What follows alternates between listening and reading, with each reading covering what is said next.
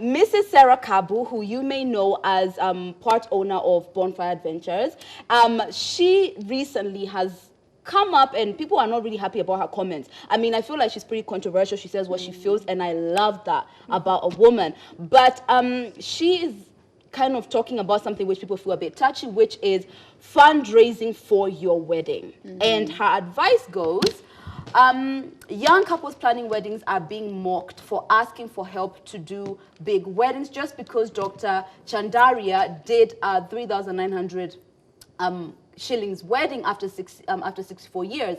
I'm here to encourage the young couples not to shy to ask mchango. Those who don't want to changa don't attend people's weddings. They are expensive. Even Jesus changad for a wedding by donation of his miracle to turn water into wine. Weddings are meant to be merry, a merry-making event. Watu waonje mali yako. Life is not that serious, Jameni. Now, here's my point.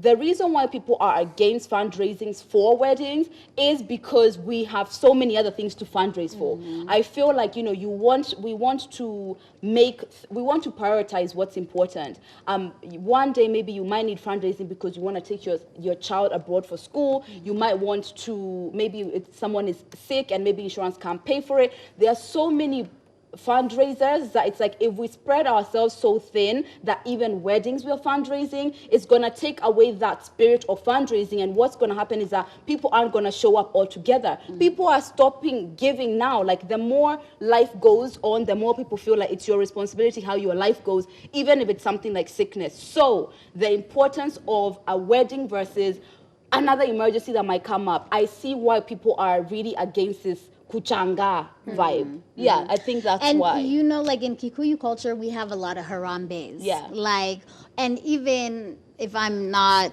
mistaken, like we actually kind of have a harambe like before the wedding, like when the guy wants to, what is that called? Rorashio. That's not really a fundraiser. Well, but they bring gifts, they bring money, they bring that. But then she got a whole bunch of comments like saying you shouldn't be encouraging these youth to fundraise for a wedding. You should be more being the philanthropic and encouraging them to be like the 64-year-old man. One of the people who replied says, let everyone do what is best for them. I admire this couple. They have spent decades together. That's Chandaria.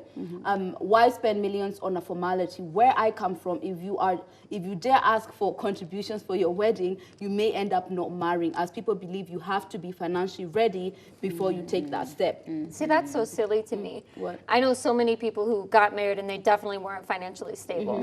Like for me, the thing is I know that there is a distinction between like a wedding gift, for example, and like an actual fundraiser. Because the thing about it, at least in Italian culture, is you spend a lot of money on your wedding because you know you're going to get a lot of it back. Because usually what gifts will do, or what people will do, is they'll give gifts and they'll give envelopes of money.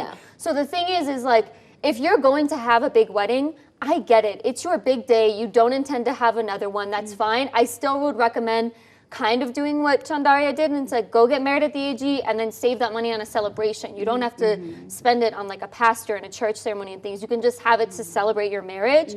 But also the thing is the intimidating part about a wedding is you don't know if you're going to have it again. Like I speak of this idea, I have no idea if I'm actually going to be able to follow through with it. It's true. So I understand why people want to be like, nope, this is the time we get to ask people, this is the time we're gonna, go through it and we feel like we have the excuse. I understand it, but also expect the backlash of people being curious as to like, why are you bothering asking us, you know? But also like, understand there's gifts and there's envelopes later. I currently stand on the side of, first of all, I don't feel like you have to be financially stable to have a wedding. You just need to have the wedding which is proportionate to your standard of living. That's all I say, because guess what? I really want a wedding as big as Beyonce's. That's maybe what I want. But what does my pocket and my man's pocket say? Try again. You can have a Lydia-sized wedding. Exactly. So I feel like this kind of cultural idea that the wedding has to be big, it's not real. Like that is you kind of tailoring your life to what other people expect of you. And the truth is, you just want to marry the love of your life and have a happy wedding. So the other extra things, I know you would want them, but if the sentiment of why you're getting married is always brought back to the love and the union, then people won't be bankrupting themselves and bankrupting others to do a big event. No, I totally agree with you. Ooh, story time. My cousin who lives in the States, you know your name. She came to Kenya. She had this grand, massive wedding. All the cars, the cake, the everything. It was on like the wedding show or something as well. And then they literally broke up like 2 or 4 months after. Like literally, like she just wanted it. It was all for show. Like literally her wedding was all for show. Like, and that's ridiculous to me. Like I understand where people come from when they have like, they just go straight to like a judge and get married in front of the judge. I understand that. Me personally, if you my man and you out there, like, we gonna have a big wedding, honey. We gonna have a big wedding. Then get you but let me get me somebody who's financially stable. Who's financially stable. Get you a man who's gonna fit those dreams, or get your finances together to fit that dreams, and everyone is happy. There's no problem with that. You know, what do you guys think? Do you guys agree with Sarah? Should you really just be okay with kuchangaiwa? Is that the word? Kuchangiwa, right? Do you think that that's the way, or should you just either save up for your own wedding? It's basically your responsibility, and you should tailor fit it based on your pocket. The hashtag is Ebru Let's Talk, and the SMS line is 40920. I don't want people to contribute financially, as in especially me asking them, but I do want a good wedding, so I'm willing to wait for that. I expect the money to come after, so I'm gonna have the wedding I want, and I just better have nice friends.